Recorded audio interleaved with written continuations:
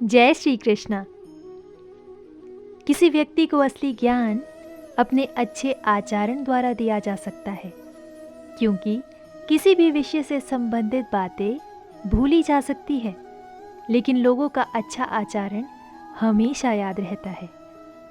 यदि आप दूसरों के साथ अच्छा व्यवहार रखते हैं तो निश्चित तौर पर लोग आपका सम्मान करेंगे, फिर चाहे वो आपके बॉस हो, उम्र दराज लोग हो या फिर कोई अनजान व्यक्ति, सभी आपसे प्रभावित रहेंगे। जीवन में किसी भी इंसान के व्यक्तित्व की असली पहचान उसका आचरण ही होता है। अच्छे आचरण के जरिए ही मनुष्य दूसरे व्यक्ति के दिल में अपनी जगह बनाने में कामयाब होता है। अच्छा व्यवहार या फिर कहे आचरण मनुष्य द्वारा कमाई गई वो दौलत है जिसे मनुष्य को ना सिर्फ बांटना चाहिए, बल्कि उसमें दिन प्रतिदिन बढ़ोतरी भी करनी चाहिए। अक्सर हम देखते होंगे कि अच्छे लोगों के साथ बुरा होता है तो हमें ये सरासर अन्याय लगता है। कुछ लोगों को ये भी लगता है कि अच्छे होने का कोई फ़ायदा ही नहीं है। कुछ लोगों का मानना है कि इंसान मरते हैं और दोबारा जन्म लेते हैं। वे कहते हैं जिन्होंने अच्छे कर्म किए उन्हें अगले जन्म में अच्छी ज़िंदगी मिलेगी, लेकिन जिन्होंने बुरे कर्म किए हैं उन्हें अगले जन्म में दुख झेलना पड़ेगा। इस शिक्षा के मुताबिक एक इंसान इस जन्म में कितने भी अच्छे काम क्यों ना करे, उसे अपने पिछले जन्म के पापों की सज़ा भुगतनी पड़ती है।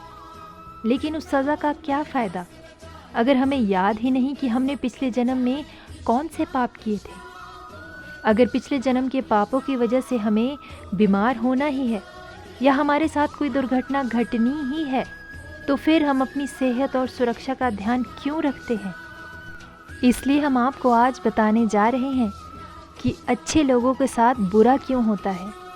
इसका वर्णन भगवद गीता में भगवान श्री कृष्ण ने किया है।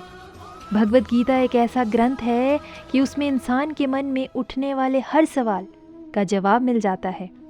भगवद गीता में वर्णित कथा के अनुसार एक नगर में 2 पुरुष रहते थे। पहला व्यापारी जो बहुत ही अच्छा इंसान था, धर्म और नीति का पालन करता था, भगवान की भक्ति करता था और मंदिर जाता था। वह सभी तरह के गलत कामों से दूर रहता था। वहीं दूसरे व्यक्ति जो कुछ दुष्ट प्रकृति का था, वो हमेशा ही अनीति और अधर्म के काम करता था।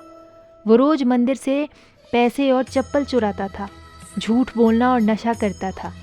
एक दिन उस नगर में तेज़ बारिश हो रही थी और मंदिर में कोई नहीं था। यह देखकर उस नीच व्यक्ति ने मंदिर के सारे पैसे चुरा लिए और पुजारी की नज़रों से बचाकर वहाँ से भाग निकला। थोड़ी देर बाद जब वह व्यापारी दर्शन करने के उद्देश्य से मंदिर गया तो उस पर चोरी करने का इल्ज़ाम लगाया गया। वहाँ मौजूद सभी लोग उसे भला बुरा कहने लगे। उसका खूब अपमान हुआ। जैसे तैसे वो व्यक्ति मंदिर से बाहर निकला और बाहर आते ही एक गाड़ी से उसकी टक्कर हो गई। वो व्यापारी बुरी तरह से चोटिल हो गया। उसी वक्त उस दुष्ट व्यक्ति को एक नोटों से भरी पोटली हाथ लगी। इतना सारा धन देखकर वो दुष्ट व्यक्ति पागल हो गया और बोला कि आज तो मज़ा ही आ गया। पहले मंदिर में इतना सारा धन मिला और फिर ये नोटों से भरी पोटली। दुष्ट की ये बातें सुनकर वह व्यापारी दंग रह गया।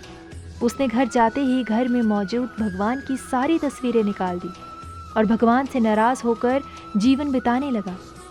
सालों बाद जब उन दोनों की मृत्यु हो गई और दोनों यमराज के सामने गए तो उस व्यापारी ने नाराज स्वर में यमराज से प्रश्न किया कि मैं तो सदैव ही अच्छे कर्म करता था, जिसके बदले मुझे अपमान और दर्द मिला, और उस अधर्म करने वाले व्यक्ति को नोटों से भरी पोटली।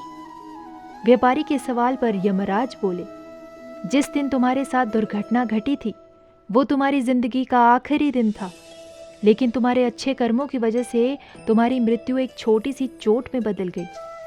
वहीं इस दुष्ट व्यक्ति के जीवन में राजयोग मिलने की संभावना थी, लेकिन इसके बुरे कर्मों के चलते वो राजयोग एक छोटी सी धन की पोटली में बदल गया।